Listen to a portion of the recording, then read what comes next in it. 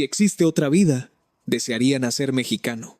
El editor en jefe de una prestigiosa revista de viajes leída por más de 1 millón de personas en Francia pronunció estas palabras de manera repentina durante una reunión interna de la junta editorial. En los 37 años transcurridos desde la fundación de la revista, nunca se había dedicado un reportaje especial a seguir a un solo país durante 10 días consecutivos. Sin embargo, en esta ocasión, la dirección decidió enviar a un único reportero a México. El propósito de su viaje no era retratar los destinos turísticos más famosos, ni las zonas arqueológicas declaradas Patrimonio de la Humanidad, ni la alta cocina de los complejos hoteleros de lujo. Lo que el editor en jefe quería transmitir a sus lectores era algo que los habitantes de aquel país utilizan a diario casi sin darse cuenta. Tras su regreso, el texto que el reportero publicó en las redes sociales no contenía ni una sola fotografía. A pesar de ello, en las primeras 48 horas posteriores a su publicación, fue compartido más de 1.2 millones de veces.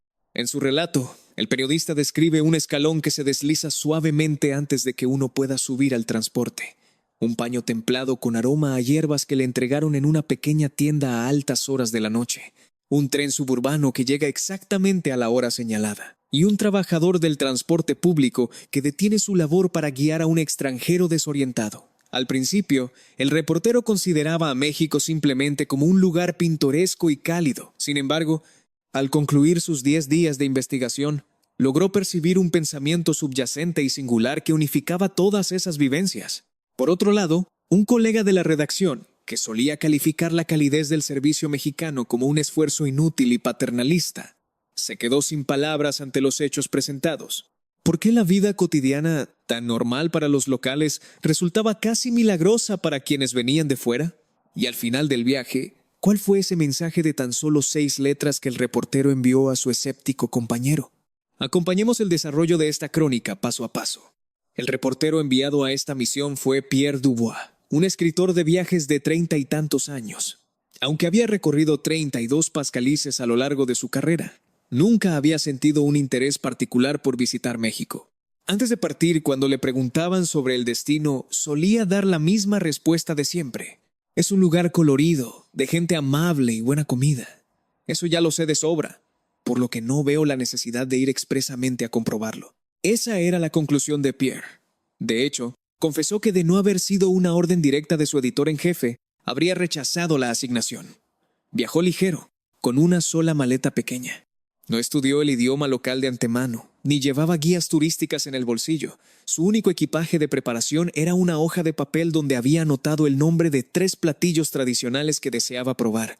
3 días antes de la partida, mientras Pierre organizaba sus notas en la redacción, se le acercó Jean Coles, un periodista de unos 40 años que, tras haber realizado un par de coberturas breves en América Latina, se autodenominaba experto en asuntos hispanoamericanos. ¿Otra vez un reportaje para alabar a México?, preguntó Jean con tono irónico, apoyándose en el escritorio de Pierre y dando un ligero golpecito al plan de viaje. Escribe sobre las calles coloniales y la hospitalidad exagerada. A los lectores les encanta eso. Es un trabajo sencillo. Pierre cerró su agenda sin responder. En ese momento, él compartía una opinión similar. No obstante, Jean continuó con sus observaciones. El servicio en esos países suele ser redundante. Invierten tiempo y esfuerzo humano en cosas que el propio cliente podría resolver por sí mismo. No es verdadera cortesía, es simplemente ineficiencia. Varios redactores levantaron la vista de sus escritorios. Sin inmutarse, Jean miró su reloj de pulsera y añadió con desdén: 10 días es demasiado, con 3 días te bastaría. Al escuchar estas palabras, el editor en jefe, que se encontraba junto a la puerta de la sala de reuniones, se detuvo. Permaneció en silencio por un instante y luego fijó la mirada en un termo de viaje que Jean tenía sobre su mesa. Un diseño con una tapa que se abría con una sola mano, una estructura diseñada para evitar derrames y una serie de ranuras finas para que los dedos no se resbalaran al sostenerlo. El editor señaló el termo. ¿Crees que la persona que diseñó ese termo también hizo un trabajo inútil? Jean guardó silencio. El editor en jefe no insistió en obtener una respuesta. En su lugar se acercó a Pierre y le entregó un sobre que contenía el itinerario de 10 días y los pasajes de avión. En la portada del sobre se leía una única línea escrita a mano. Observa quién está detrás de la comodidad. En ese momento Pierre no comprendió el significado de la frase. Pensó que detrás de un objeto o servicio conveniente simplemente se encontraba el usuario que lo consumía. Guardó el sobre en su maleta sin darle más vueltas. 10 días después, aquellas palabras adquirirían un sentido completamente distinto. El primer suceso ocurrió a menos de una hora de haber aterrizado en territorio mexicano. Pasadas las 10 de la noche en el aeropuerto de la Ciudad de México, Pierre, fatigado tras el largo vuelo transatlántico, se dirigió a la fila de taxis para ir al hotel. Cuando llegó su turno, se colocó al lado de un vehículo sedán de color oscuro, justo en el instante en que estiraba la mano para abrir la puerta trasera. Antes de que sus dedos rozaran la manija, un escalón retráctil se deslizó suavemente bajo el chasis para facilitar el acceso, y un pequeño deflector en el marco superior se desplegó para protegerlo de la llovizna de la noche, mientras la puerta se abría con suavidad. Pierre retrocedió un paso por puro reflejo. El conductor no había bajado del auto ni parecía haber realizado un movimiento brusco. Simplemente había accionado un mecanismo interno para recibir al pasajero. Pierre subió al automóvil, observando con curiosidad cómo la puerta se cerraba con el mismo cuidado. ¿Usted controla esto desde el asiento delantero?, preguntó Pierre en inglés.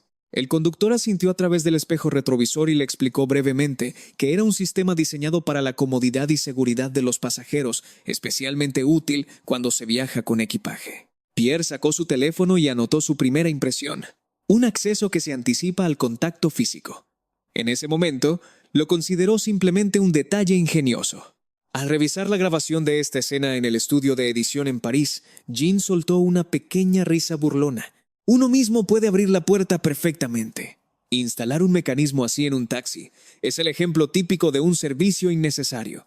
Solo añade piezas propensas a desgastarse y romperse. Beatrice, la presentadora del programa documental de la revista, no contradijo a Jean de inmediato. En su lugar, tomó una bolsa de compras pesada con una mano y una carpeta de documentos con la otra. Jean, intenta abrir la puerta de un vehículo sosteniendo todo esto sin que se te caiga nada. Jean frunció el ceño. Beatrice simuló el esfuerzo de girar el cuerpo, mantener el equilibrio y alcanzar una manija imaginaria. ¿Y si fuera una persona mayor, alguien que lleva a un niño pequeño en brazos? ¿O alguien que utiliza un bastón? Beatrice dejó los objetos sobre la mesa. Un diseño que se anticipa no está pensado únicamente para quienes tienen las manos libres. Está pensado para facilitar la acción a quienes podrían tener dificultades para realizarla por sí mismos. En la pantalla se proyectaron imágenes de pasajeros de la tercera edad y de un padre con un bebé dormido ingresando al taxi con total naturalidad, sin necesidad de soltar sus pertenencias.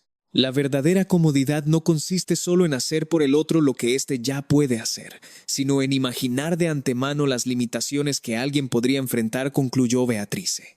Jean bajó ligeramente los brazos, aunque mantuvo una expresión de escepticismo. Sigue pareciéndome excesivo. Bastaría con que el conductor ayudara solo a quien lo necesite de manera evidente. Beatrice no replicó y dio paso al siguiente fragmento de la grabación. De camino al hotel, Pierre se detuvo en una tienda de conveniencia abierta las 24 horas. Al entrar, observó los estantes abastecidos de alimentos, bebidas y productos diversos. Sin embargo, lo que llamó su atención fue un exhibidor donde varias bebidas tradicionales, como el café de olla y el atole, se mantenían calientes. Al tomar uno de los envases de cartón, sintió cómo el calor se transfería de inmediato a sus manos, templando el frío de la noche. Al aproximarse a la caja para pagar, el dependiente colocó la bebida en una bolsa y, de manera imprevista, añadió un pequeño paño húmedo templado, perfumado con un sutil toque de lavanda, junto con una pieza pequeña de pan dulce tradicional.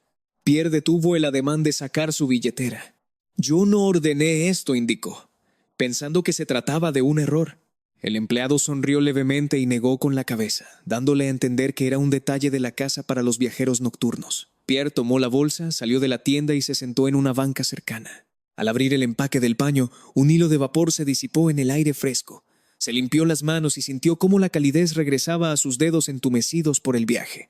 En lugar de fotografiar el café, Pierre retrató aquel pequeño paño templado y escribió su segunda nota. «Me ofrecieron algo que no pedí, pero que realmente necesitaba».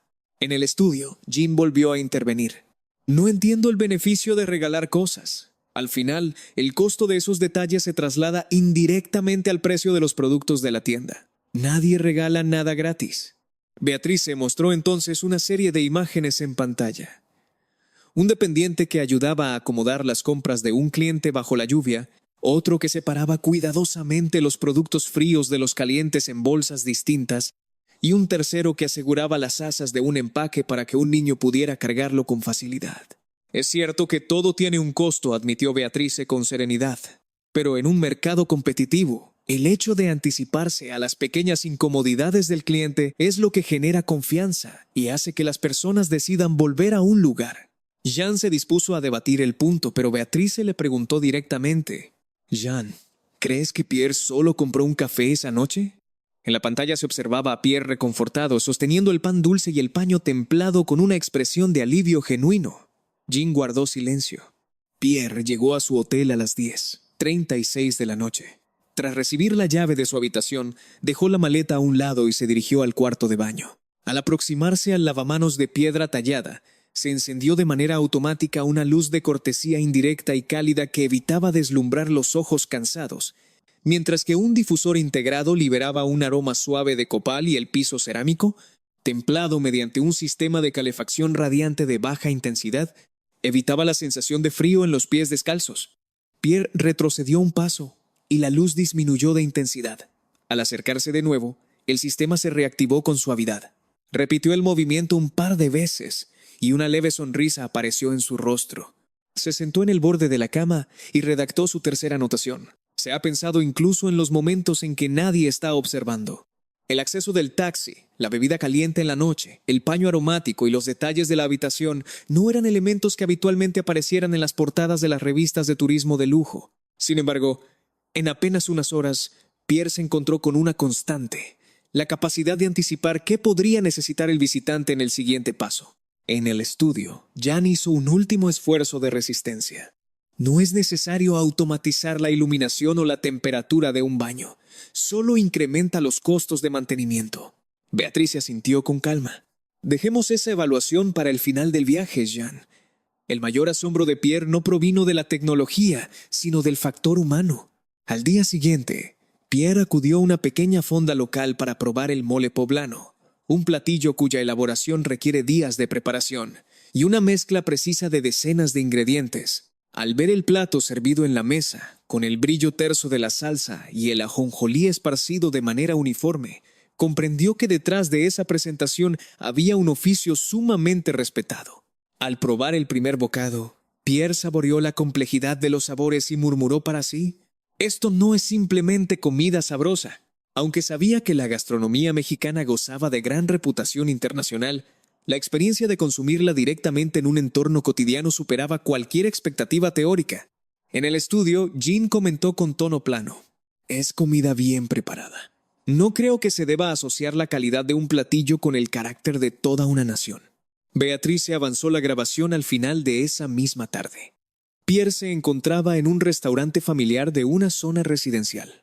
Mientras examinaba el menú, un pequeño carrito de servicio semiautomatizado, diseñado para transportar platos calientes con un sistema de suspensión que evitaba cualquier oscilación o derrame, se desplazó suavemente por el pasillo. Al detenerse junto a una mesa contigua para que los comensales tomaran sus platos, el dispositivo emitió una breve tonadilla y realizó una ligera inclinación hacia adelante, semejante a una reverencia de cortesía. Cuando el mismo carrito se acercó a la mesa de Pierre y éste retiró su orden, el reportero se descubrió diciendo en voz baja: «Gracias». El dispositivo se inclinó levemente antes de retirarse. Pierre miró a su alrededor. Nadie parecía encontrar extraña la interacción. Los niños y los adultos mayores interactuaban con el personal y con las herramientas de servicio con la misma naturalidad y respeto. Esa noche Pierre publicó un breve mensaje en sus redes sociales: «Hoy le di las gracias a un objeto de servicio. No me pareció absurdo». A los pocos minutos, recibió una respuesta de un usuario anónimo: «El peligro es que, cuando te acostumbras, dejas de notar el esfuerzo detrás de las cosas». Pierre guardó una captura de pantalla de ese comentario, intuyendo que albergaba una verdad profunda que aún debía descifrar. En el estudio de París, Jean cruzó los brazos. Agradecerle a un mecanismo es una exageración. Los objetos son solo herramientas.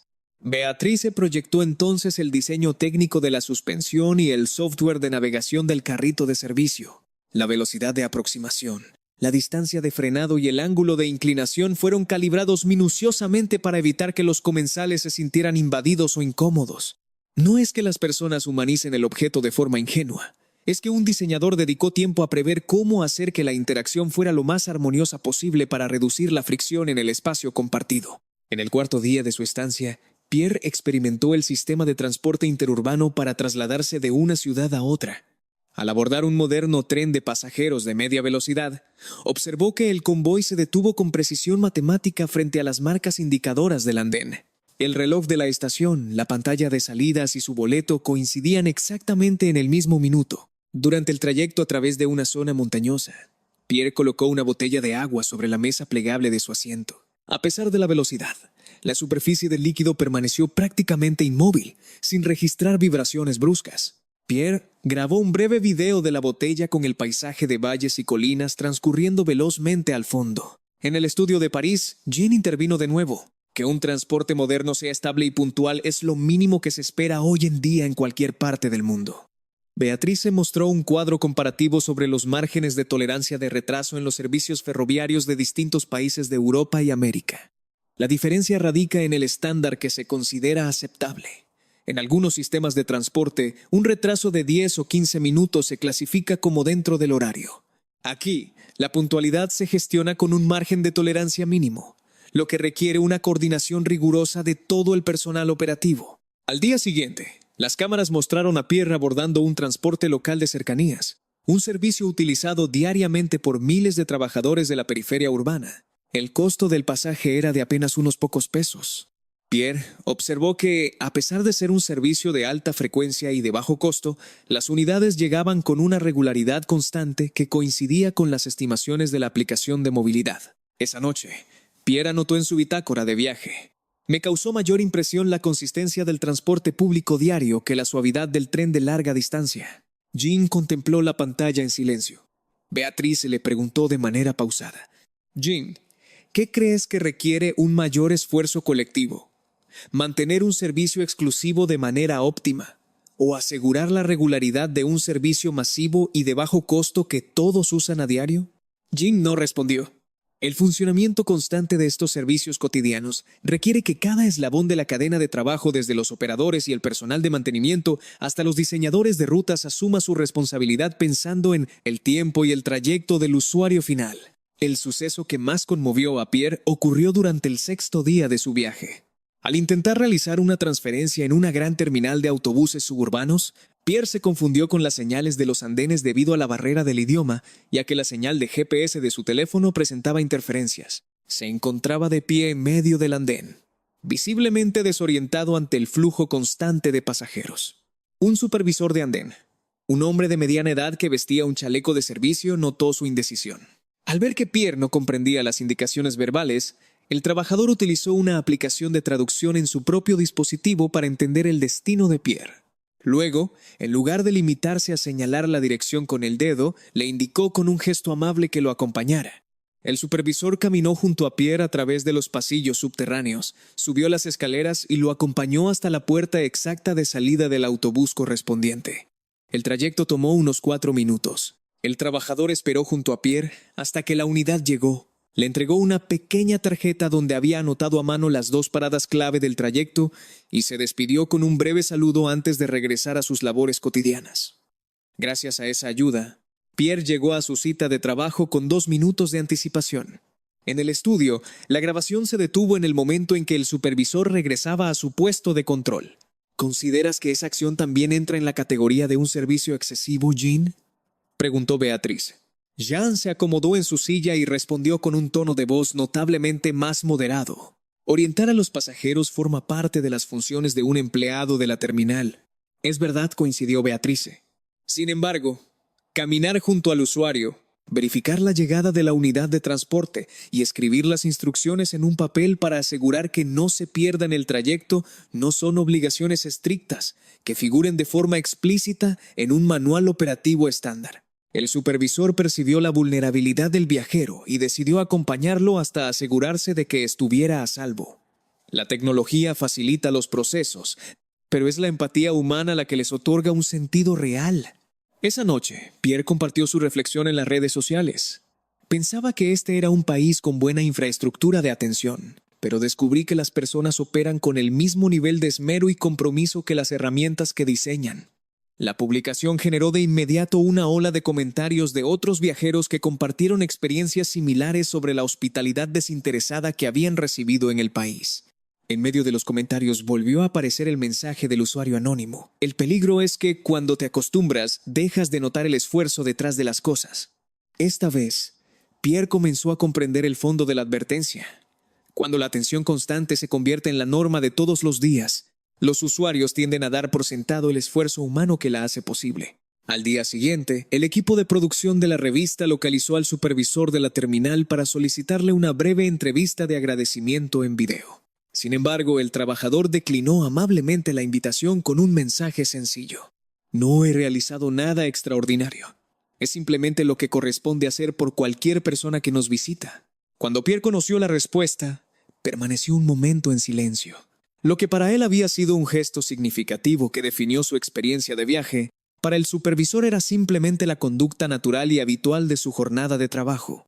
En el estudio, Jean señaló: el mismo empleado confirma que no se trató de una acción fuera de lo común, era su labor habitual. Exactamente, respondió Beatrice. La relevancia de este hecho no reside en una acción heroica aislada, sino en que conductas como esta son habituales y compartidas por una gran parte de la sociedad en su vida cotidiana. No estamos hablando de un milagro aislado, sino de una cultura de la atención que se ha incorporado de tal manera a la rutina diaria que ya no se percibe como algo excepcional por quienes la practican. El documental presentó un último dato de investigación.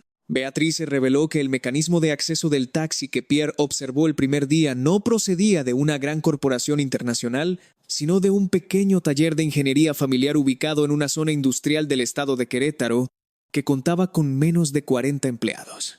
Este taller había dedicado décadas a perfeccionar y adaptar sistemas de acceso y rampas para vehículos de transporte público.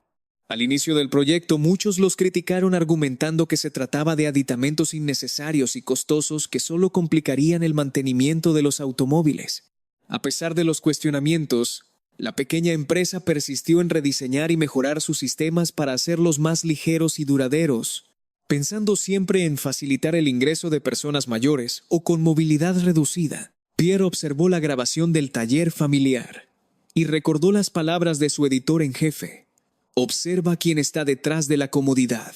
Ahora comprendía que detrás de un diseño eficiente no solo hay un usuario que se beneficia de él, sino también un creador que dedicó tiempo y esfuerzo a imaginar las necesidades de personas a las que probablemente nunca conocería en persona.